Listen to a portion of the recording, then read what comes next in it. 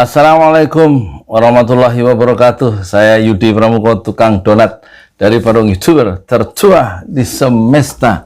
Saya mau bicara tentang Erick Thohir yang menjadi anggota kehormatan Banser ya. Tapi sebelumnya saya mau jualan ini bakso aci ya, produksi dari Mazaya Food.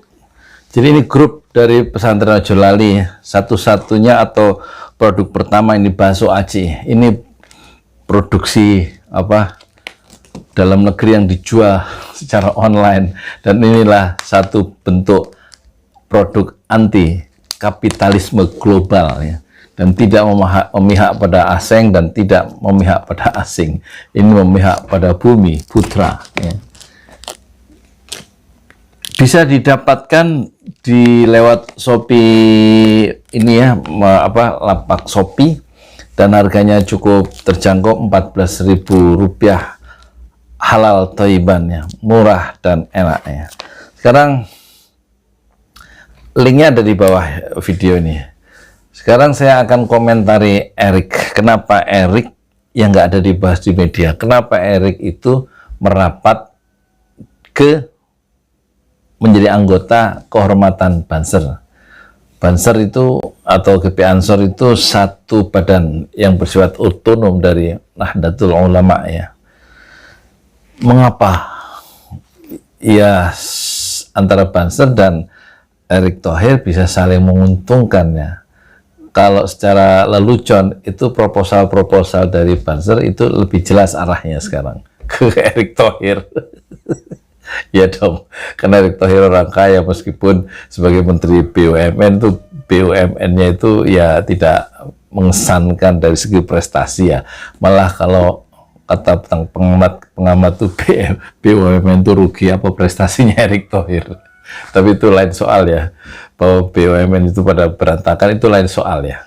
Bukan saatnya kita bahas, tapi Erick membutuhkan juga Banser yang memiliki basis massa yang luas di kalangan Nahdlatul Ulama atau di kalangan segmen pemilih segmented ya. Sebagai pemilih itu nanti kan generasi muda NU itu menjadi pemilih yang potensial yang bisa mendulang suara. Iya, kenapa berpikir ke sana? Saya merasa presiden itu haruslah Erick Thohir, kira-kira gitu kalau menurut Erick Thohir.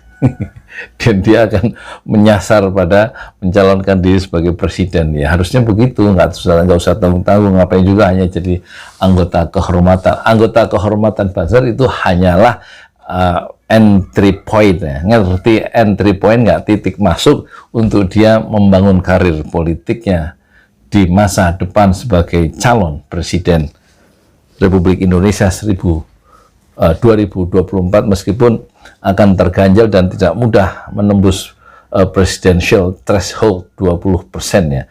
Tapi setidak-tidaknya cita-cita yang tinggi dan harus dicanangkan oleh Erick yang belum muncul di media, harusnya dia sudah mendeklar dia akan menjadi calon presiden 2024 sejak hari ini, sejak dia bergabung dengan Banser sebagai badan otonom, sebagai anggota kehormatan dari Banser maksud saya.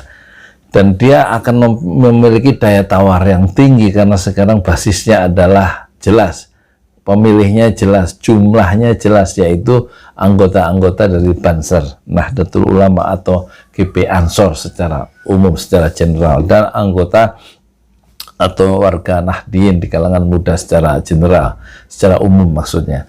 Jadi ini satu percobaan yang bagus sekali, bagaimana seorang anak muda bernama Erick Thohir itu haruslah memiliki cita-cita yang tinggi, yaitu sebagai presiden. Meskipun dia akan gagal sebagai presiden ya, tetapi setidak-tidaknya dalam segi cita-cita itu adalah bagus daripada kita selalu memikirkan UMR ya, upah minimum regional, atau UMP, upah minimum provinsi. Cita-cita kok hanya sampai UMP, harusnya memang cita-cita itu lebih tinggi ya. Kalau Fadlizon itu juga nggak mungkin mencalonkan diri jadi presiden sebagai anggota Gerindra, Partai Gerindra, karena akan mendapatkan blok ya, dari Prabowo yang ingin menjadi presiden kembali berpasangan dengan Puan ya. Tetapi kalau Anies Baswedan berpasangan dengan Ginanjar yang semacam Ginanjar itu personan geratakan oleh PDIP, maka kombinasi Anies sebagai presiden dan Ginanjar gubernur Jawa Tengah sebagai wakil presiden itu akan meluluh lantakkan ya seluruh calon-calon presiden 2024 termasuk Prabowo, Puan, atau termasuk Erick Thohir yang mencoba peruntungannya di bidang politik. Saya kira Erick Thohir tidak akan berhasil ya di bidang politik karena muyulnya concern utamanya atau cita-cita terbesarnya adalah dia sebagai pengusaha, dan pasti dia tidak akan memiliki prestasi apa-apa di bidang politik. Tetapi satu percobaan untuk merambah jalan baru dunia politik boleh saja. Yang penting sebenarnya tugas Erick Thohir itu bukanlah merancang ke depan, tapi bagaimana memajukan UKM seperti ini. Iya, ini produk anti kapitalisme global ya. Bakso aci ini produksi Mazaya Food harusnya didukung juga oleh Erick Thohir. Nggak usah jauh-jauh, kenapa mikirin ke depan sebagai tangga-tangga lewat anggota kehormatan Banser membuat tangga-tangga untuk naik melakukan semacam mobilitas vertikal di tingkat politik elit nasional nanti ya.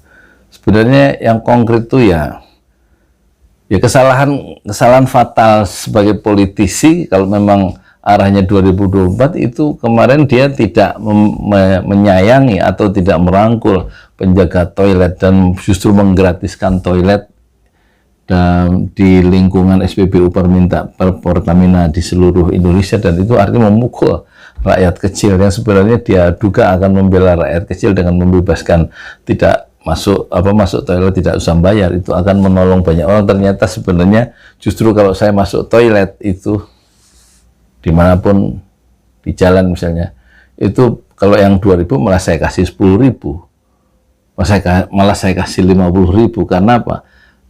Karena yang jaga toilet itu orang kecil. Nah, sekarang justru Erick Thohir melakukan blunder ya sebagai politisi toilet, katakan begitu, itu dia melakukan satu kesalahan besar ya. Kalau dia kemudian memang cita-citanya untuk membela rakyat kecil di masa depan melalui jalur politik. Saya Yudi Pramuko, tukang donat dari Parung Youtuber, tercurah di semesta Fasbir Sobron Jamila. Bersabarlah dengan kesabaran yang indah. Assalamualaikum warahmatullahi wabarakatuh. Saya mau jualan nasi uduk dulu ya, ngomongnya cepet-cepet. Nah, nasi uduk itu bagian ya. Nasi uduk donat itu bagian dari produk anti kapitalisme global ya. Nah, kalau sebagai pengusaha atau sebagai pejabat itu ya jangan memihak atau jangan menjadi bagian dari skrup kapitalisme global dengan cara misalnya membuka keran impor sebanyak-banyaknya, karena kalau lewat impor kan memang nggak memproduksi ya, hanya mencari komisi keuntungan yang besar dari mendatangkan produk itu dengan izin kolaborasi pengusaha dan penguasa.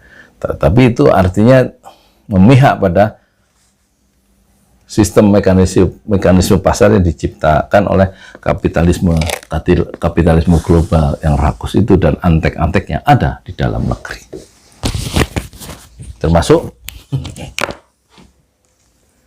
pejabat-pejabat itu.